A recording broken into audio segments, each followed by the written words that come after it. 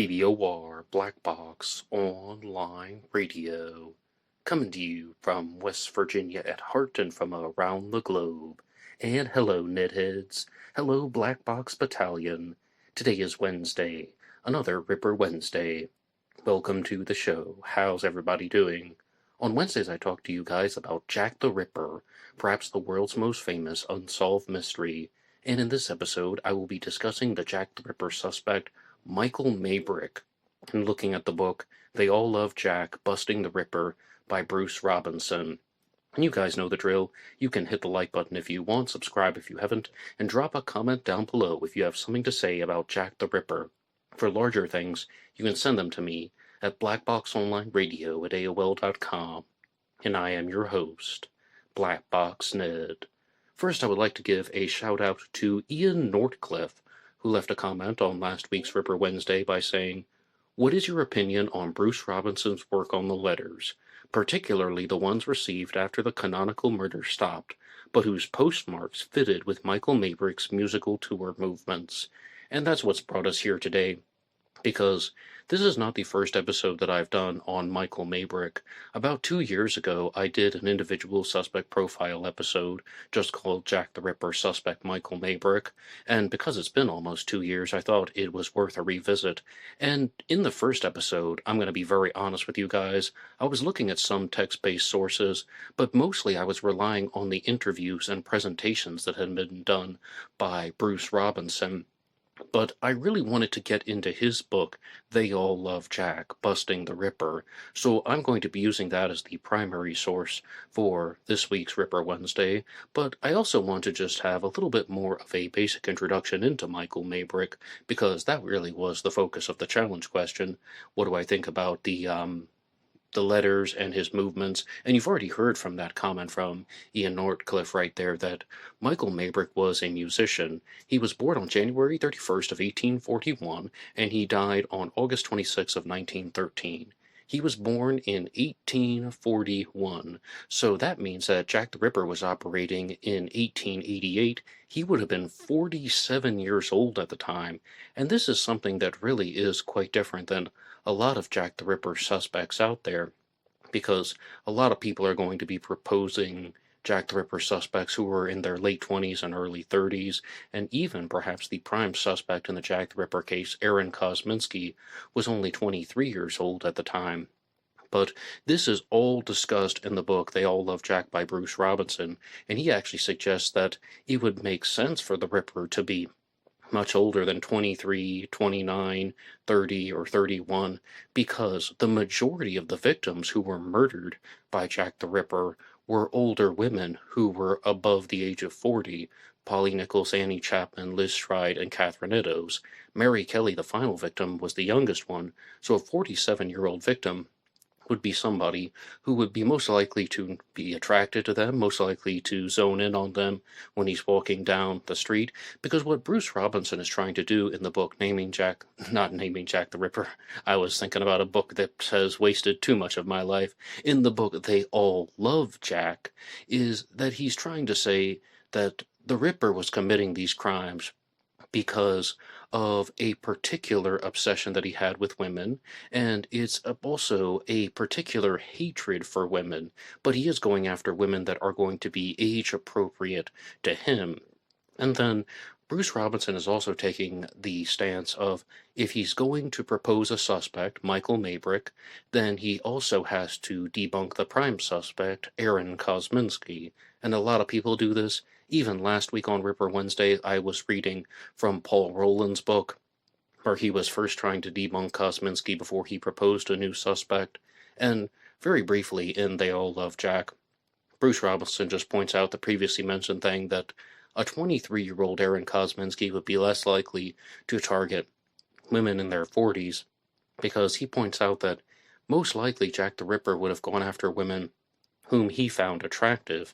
However, Kosminski was only 23 years old, and he probably would have been turned off by the women who were murdered on the streets of Whitechapel. That's one. Then, of course, there are the usual statements that get repeated over and over again. Kosminski didn't like to bathe. Kosminski ate food out of the gutter, and so on. But if I can give my genuine response to that, I know this episode's going to be about Michael Maybrick, so I'm going to be very brief on Kosminski.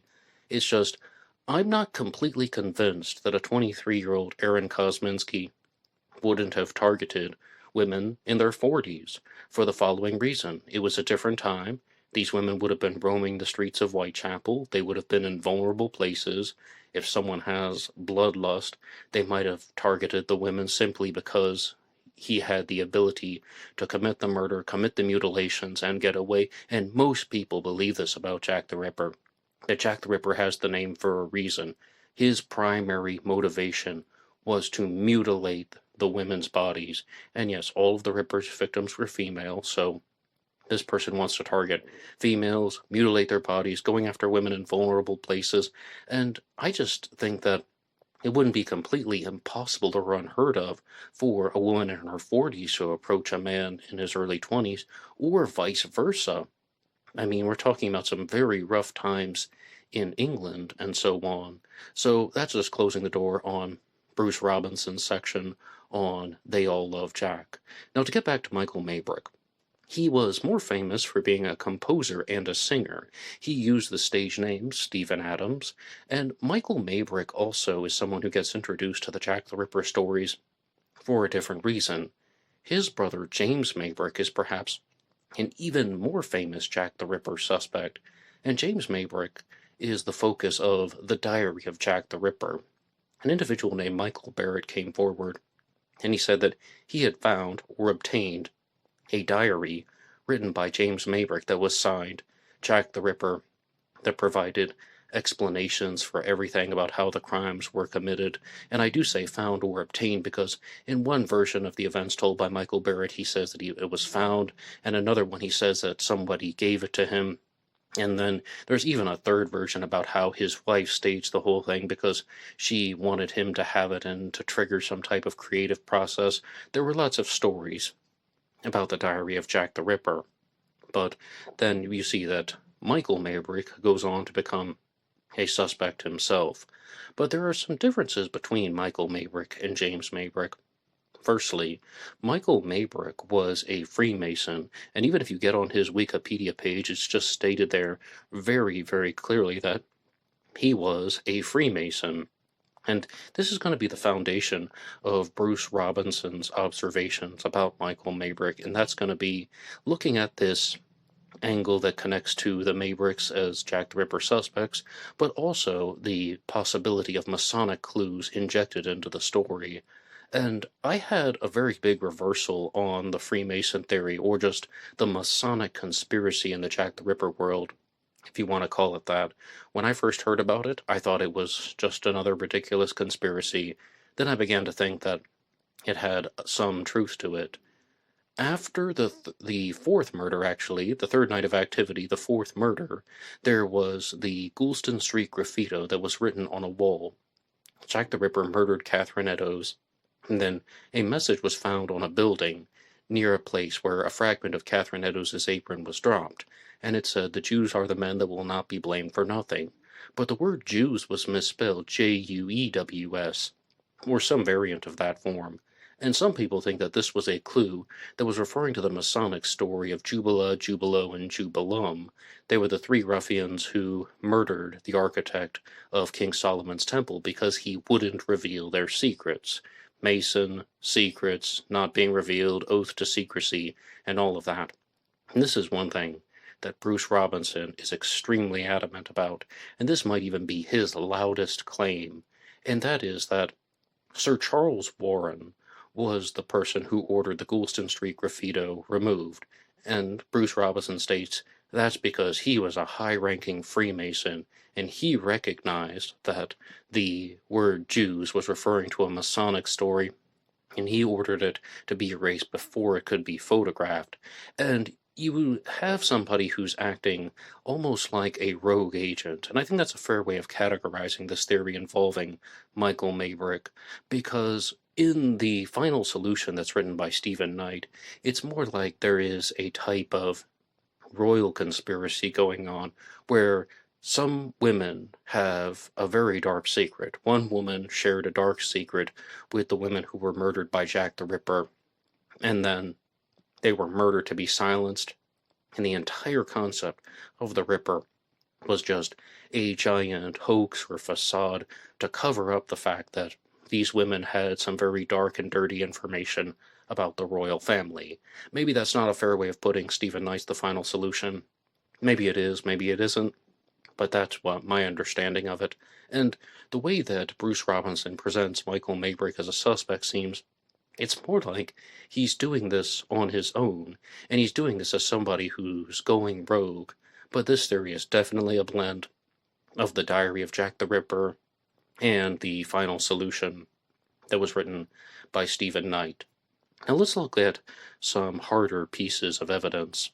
And one thing, though, that is discussed very early on in the book, They All Love Jack by Bruce Robinson, is he makes the claim that Jack the Ripper was most likely English.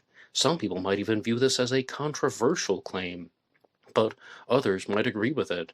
Jack the Ripper was most likely English. And this book has an introduction, and Bruce Robinson states very clearly that some people get caught up with trying to identify the ethnicity or religious background of the Ripper. Some people will exhaust themselves trying to prove that the Ripper was Jewish, or maybe even Russian. And then they go down these rabbit holes, and then they encounter these roadblocks, and then they even try to go to the authorities with their findings and they're dismissed. But really it's the roadblocks to focus on, because they are trying to look at a Jewish suspect or maybe a Russian suspect, and when they're faced with contradictory evidence, they just go back to the drawing board. But first, before they do that, they start a lot of very, very loud and ferocious arguments with other Ripperologists. And I think there's a very large degree of truth to that. Firstly, he's completely right that lots of Jack the Ripper suspects were Jewish. I mean, I've already told you about Aaron Kosminski. And there all are Jack the Ripper suspects that were Russian, such as Michael Ostrog and Dr. Alexander Petachenko, and even Peter Kropotkin gets pulled in to the Jack the Ripper case. But as far as this concept of people just insisting that Jack the Ripper was Russian or Jewish, I completely accept that people should not be narrow-minded. I completely accept that people should not ignore contradictory evidence. I completely accept that people should be aware of the facts, and when there's a fact that goes against their theory, they need to own up to it. However, there is evidence that suggests that the Ripper was not English. There is evidence that suggests that the Ripper was Jewish. And, I mean, okay, if Bruce Robinson is going to call people out on this, we also need to call him out on this. What would be some evidence that suggests that the Ripper was Jewish? Firstly, after the murder of Liz Stride, September 30th, 1888, somebody shouted the word Lipsky around the time that the Ripper should have been fleeing the crime scene, or around the time that the Ripper should have been at the crime scene. Let's just be clear about that. And somebody wrote into the comment section here on Black Box Online Radio saying that, wasn't the person who shouted Lipsky also Jewish? And my response is, I don't know that. I'm not 100% sure who it was that shouted Lipsky, but Lipsky was an anti-Jewish slur at the time, and that means that somebody could have seen a man of Jewish appearance wearing traditionally Jewish clothes or a Jewish hat leaving the crime scene, and that's why the word was shouted, because they were trying to draw attention to this suspicious-looking figure for some reason. And I've also told you about the Goulston Street graffito that says, the Jews are the men that will not be blamed for nothing. If you're dealing with a suspect who was from Eastern Europe, maybe a simpler explanation than the Masonic theory is that, okay, he was from Eastern Europe and he wasn't the best speller, and he made a mistake because he was using his third language. Someone like Kosminski would have been speaking Polish and Yiddish, then broken English may have been his third, maybe something else. I really have no idea how many languages Kosminski would have known. That's also part of the mystery itself. Okay, so those are two things right there. And you guys might not even like hearing this, but we can even put this as a piece of evidence, or something that would suggest that the Ripper was indeed Jewish, and that is that there are witnesses who are in very close proximity to the crime scenes who are Jewish, such as Israel Schwartz, as well as Joseph Chaim Levy, and these people would might not might not want to testify against somebody who was Jewish themselves if they thought that he indeed had a Jewish appearance. And we mean very specific things about dressing the way that a Jewish person would traditionally dress in England. And you guys might be thinking, well, hey, Black Box Ned, haven't you said the exact opposite in some of your episodes that you can't know 100% just by looking at someone whether they were Jewish or not? Yes, yes. I'm just providing the other side of the coin. I'm just providing the other pieces of evidence to challenge this particular type of theory. But let's keep going, though, with the life and activities of Michael Maybrick. And before we completely move on, though, I would really like to know, like, do you believe that the Ripper was English? How do you respond to Bruce Robinson's statement there that Jack the Ripper was someone who was most likely an Englishman, not Russian, not from Eastern Europe, not a foreign Jew like many people think? And just share some things there in the comments section down below. And let's have a read here. By the early 1870s, Michael Maybrick was singing on his own, singing songs such as A Warrior Bold, published under the pseudonym Stephen Adams, and mostly with lyrics by Fred Weatherly. His songs achieved extraordinary popularity, and his early sea song, Nancy Lee, sold more than 100,000 copies in 2 years.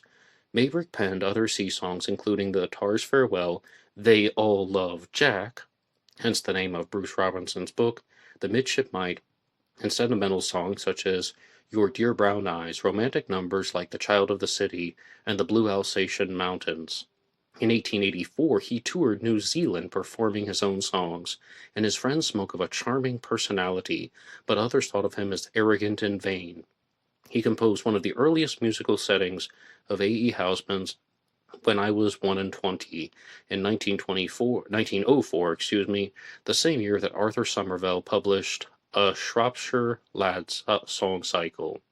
And here's some other information about Michael Maybrick. Michael Maybrick was a keen amateur sportsman, being a cricketer, yachtsman, and a cyclist.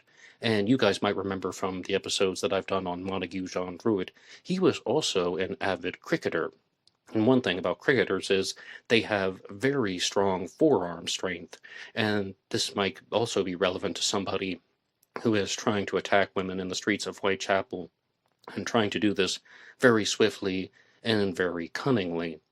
So that's another point in favor of Michael Maybrick being Jack the Ripper. And this is also going to bring up another thing that's discussed by Bruce Robinson in his book, They All Love Jack. And this relates to how and why Jack the Ripper was not captured. Because I've told you, there are some things in favor of Michael Maybrick being Jack the Ripper. Basic recap so far. This concept of a man who's targeting women who's age appropriate to him because of some type of sexual motivation, but mostly hatred of women, someone who was a Freemason who could have left Masonic clues, somebody who had the physical stature to pull off these crimes, as well as just someone who is also challenging this narrative, because why wasn't Jack the Ripper captured? It goes back to this concept of people think the Ripper was Jewish, people think the Ripper was Russian. This is said multiple times in the book, They All Love Jack, that it's just no Englishman could have done these things. There is no way that an Englishman was capable of committing these crimes. It's repeated in the book, They All Love Jack. And that is just that the general public, as well as the members of the press and the authorities, developed this notion that these crimes had to be the work of somebody who was not English. So they began shifting their focus and shifting their perspective, and the English Jack the Ripper simply slipped through the cracks, or I should say, ran through the back alleys, and then he disappeared. But there's another individual out there named Walter Dew, who was a beat cop at the time, who went on to be more famous for the Dr. Crippen case. He wrote a memoir called I Caught Crippen, and Bruce Robinson rightly called him out for saying that his memoir might not be the most accurate work of true crime literature that was ever created, because It was written in the 1930s, and it's mostly based off of his memories and his recollections, as opposed to anything associated with the hard facts of the time. But Walter Dew is also the subject of the book The Man Who Caught Crippen. And Walter Dew made a statement in his memoir when he said, "It's almost as if Jack the Ripper was immune." And like immune from the prosecution, immune from the police force, somebody that was protected. Now, think about what I said about Sir Charles Warren. This is all coming full circle. And Sir Charles Warren, who's the head of the police force, now he is somebody who was a high-ranking Freemason who would have protected another Freemason, because something like the Goulston Street Graffito would have shown that Michael Maybrick wasn't afraid to share the secrets of the Masons if he were indeed caught and convicted. So the plan is to erase the Goulston Street Graffito, don't let him get captured, let him get away with it, protect the secrets above everything. So he's using these types of Masonic connections to get away with murder, literally speaking. So that's another point in favor of Michael Maybrick being Jack the Ripper.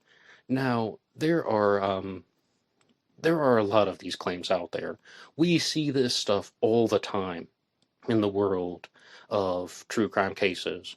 The three stories that I talk about the most here on Black Box Online Radio are the Zodiac Killer, Jack the Ripper, and D.B. Cooper. And tomorrow I'll be doing a special bonus Zodiac Killer episode, so please check that out to anyone who's listening to this today, as it comes out on Ripper Wednesday. And if you're listening into the future, please check out my Zodiac Suspect playlist. But the Zodiac Killer, Jack the Ripper, and D.B. Cooper. And in all three of these mysteries, I will tell you firsthand that we are going to see this a lot, where the explanation that has been provided is that the authorities have known the identity of the killer or perpetrator, in the Cooper case, for years, but they choose not to act. Well, why wouldn't they act if they know who did it? Why wouldn't they do something? Because they were a protected informant. That could be one thing. Number two, this person had a high-ranking status. Number three, they had connections to somebody who had a high-ranking status. In the D.B. Cooper case, for example, two suspects that are discussed very frequently are Ted Braden and E. Howard Hunt. It's the same story with both of them, that they had connections to the CIA.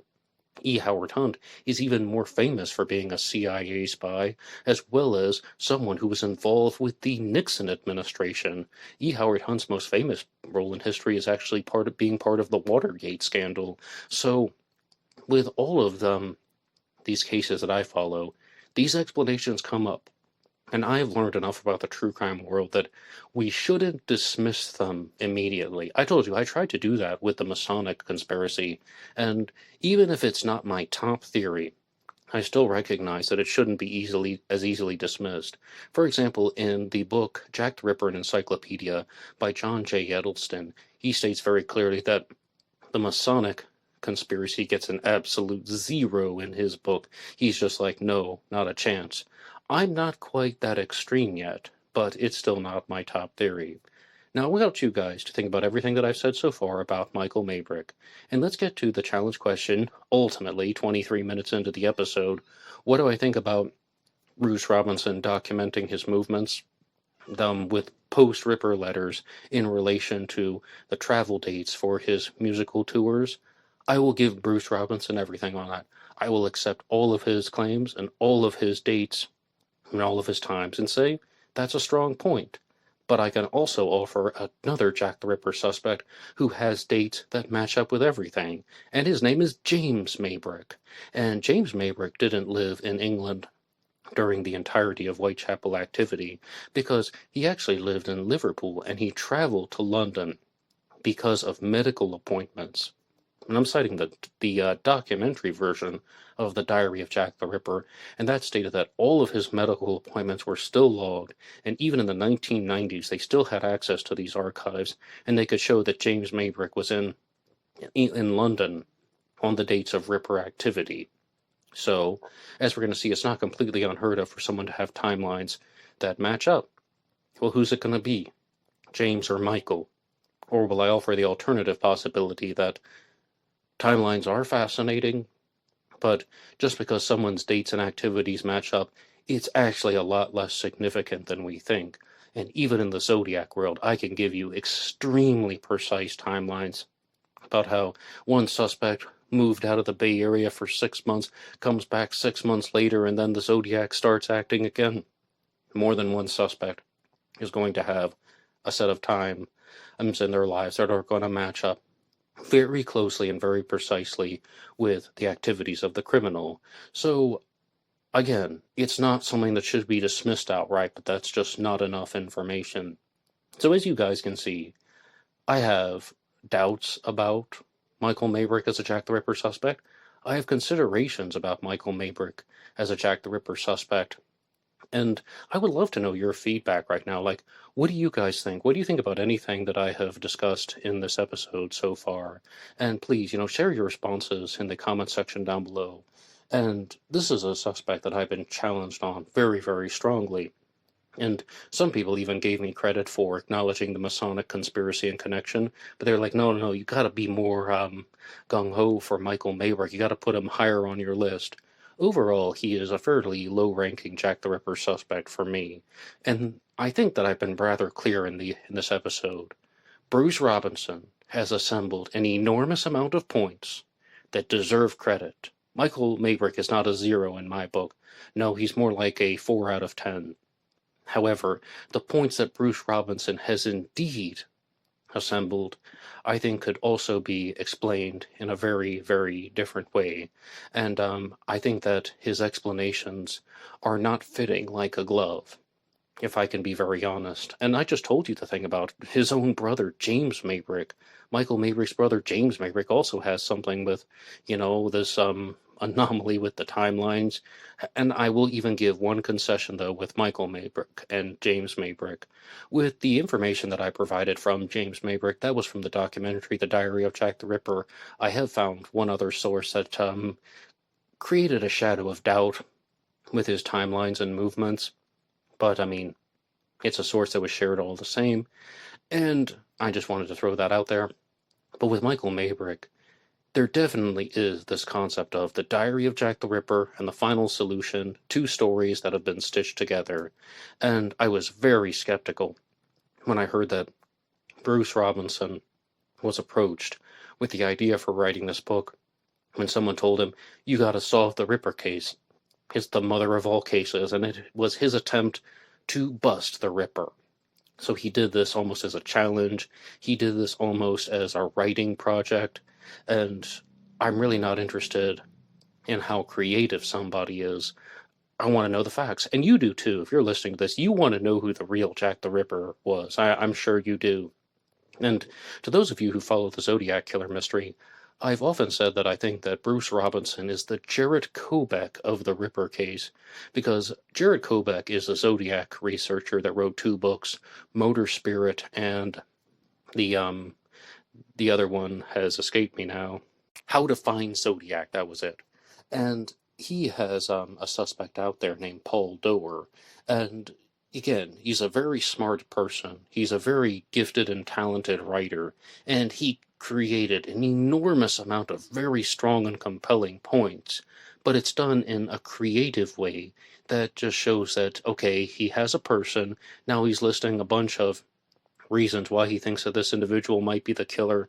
In the Zodiac case, you would expect a lot more hard evidence, things like, getting DNA and fingerprints and palm prints tested, because those things can still be done. With the Ripper case, it's just very abstract. But I do say all of these things about Bruce Robinson very frequently on Black Box Online Radio. I do think that he is smart. I think he's of above average intelligence. I think he knew exactly what he was doing with this book. I think he has a strong attention to detail. He's not afraid to be edgy. If you read They All Love Jack, it's an extremely, extremely rough and edgy book, and he's doing this on purpose, using the N-word and then just trashing people who are corrupt. And there are going to be loads of things about criticizing the British during the Victorian era and the British Empire in places like Africa, particularly the Sudan. Okay, he's a very, very smart person, and he has established a narrative that's attractive to a lot of people. But that doesn't mean for a second that Michael Maybrick was Jack the Ripper, and the evidence that he has provided, I think, is on par with the evidence for a lot of other low-ranking suspects. But in terms of Ripper Wednesday, I would like to let you guys know that I'm planning a future discussion on The Complete History of Jack the Ripper by Philip Sugden. I have finally received my copy of that, and I know that that book is long overdue. Some people have even requested it in the past, and it's a book that I'm looking forward to exploring, because I've really found that Philip Sugden's book on Jack the Ripper has received an enormous amount of praise. And I've been very curious to dive deeply into his writings and research, so please look out for a future episode of Ripper Wednesday. And there's another thing that's going to be happening with Black Box Online Radio and its parent company, Switchforce Media. I'm saying that purely for formalities. One-man operation, just a name for the things that I do on YouTube, as well as Instagram. I should throw that out there. And that is that I was thinking about making a second channel solely devoted to Jack the Ripper books. And there is a channel out there that I have reserved the domain for, if we call it that on YouTube. I'm not a technological person, and I'm still kind of mulling it over about how I'm going to share the information and how I'm going to put things out there. But I will share one thing with you that I created for the Jack the Ripper books channel. Think of it as a prototype, a test model for something that I would like to do in the future. And that is to take the stories from these books that I've read, and the information, I should say, because we're dealing with lots of nonfiction, and then make some relatively short videos, maybe 4 or 5 minutes long, and it will be done purely with scripted content. And I was also testing it out by making like 2-minute shorts that I released a couple weeks ago here on BBO War for the 14 books about Jack the Ripper. But a big difference between the Ripper case and the other cases that I follow on BBO War is that there are just so many pieces of information that have been written about the Ripper. There's so many books that have been written about the Ripper. And I said pieces of information because it goes beyond books. We're talking about articles, academic papers. We're talking about poetry and fictitious sources. There are more Jack the Ripper musicals out there that I can even count off the top of my head. A quick YouTube search will show some of them. But really, I wanted to see if, maybe I would do something like creating a Jack the Ripper books channel in the future, and I'm going to play that for you right now. And this one's going to be discussing the book Killer Psychopaths by Paul Rowland, which I was discussing last week here on Ripper Wednesday. I just want to ask you guys, let me know what you think of this condensed, scripted, to-the-point version of a Jack the Ripper book discussion. So I'm going to play that for you, and that will be used to conclude the episode.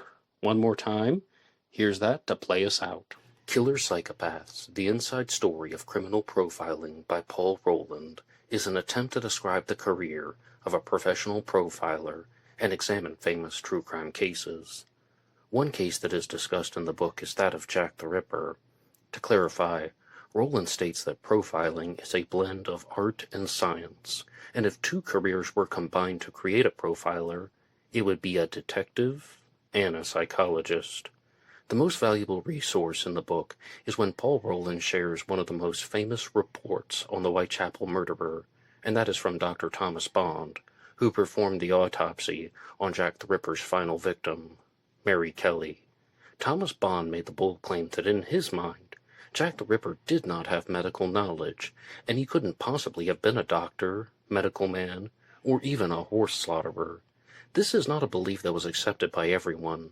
Most notably, George Baxter Phillips offered a different interpretation of the evidence and stated that he believed that the Ripper did indeed have anatomical knowledge. The book continues with a discussion on the prime suspect, Aaron Kosminski, and Rowland shares a rudimentary and even superficial assessment of Kosminski as a suspect. Aaron Kosminski was originally from Poland, and he came to England when he was 16 years old. He was 23 at the time of the murders and trained as a barber and hairdresser, but was reported to have been mostly unemployed. Kosminski also suffered from schizophrenia. Ultimately, he ended up roaming the streets, eating food out of the gutter, and refused to bathe. Then he was institutionalized. Paul Rowland, like many other critics, state that these characteristics should eliminate Kosminski. Furthermore, he states that Kosminski spoke no English, and it is most likely that the Ripper conversed with the women who were murdered before the crimes by luring them to secluded areas. To demonstrate that this analysis is superficial, inaccurate, and just plain wrong, Kosminski was not institutionalized until 1891, and he appeared in court in 1889, where he demonstrated that he could speak English to a reasonable degree, and even made a joke about not being able to work on the Sabbath, which prompted light laughter. These events also suggest that Kosminski was of a fairly sound mind in 1888, and his phobia of bathing and poor dietary habits, as well as the poor hygiene, hadn't taken shape yet. Therefore, the major strikes against him are easily dismissed. Later on in the Jack the Ripper section, Paul Rowland proposes that he has a Jack the Ripper suspect of his own, whom he chooses not to name. He believes that Jack the Ripper was a butcher who lived in the area and contracted syphilis from a prostitute.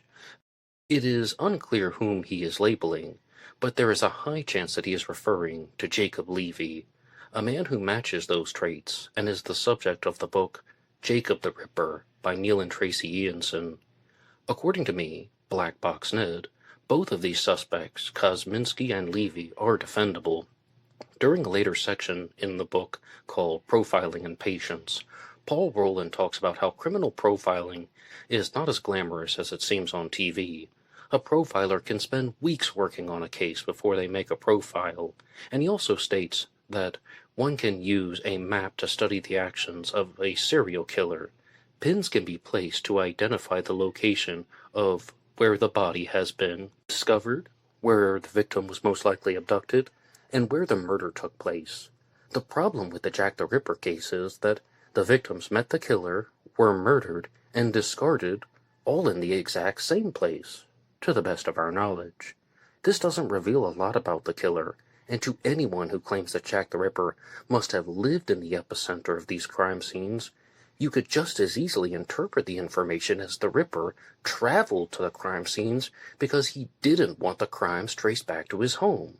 Unfortunately, there is very little data and evidence about Jack the Ripper, which is most likely why the case has gone unsolved for so long. If you like this episode, you can hit the like button and subscribe, and to hear a weekly show about Jack the Ripper, please visit Ripper Wednesday on Black Box Online Radio.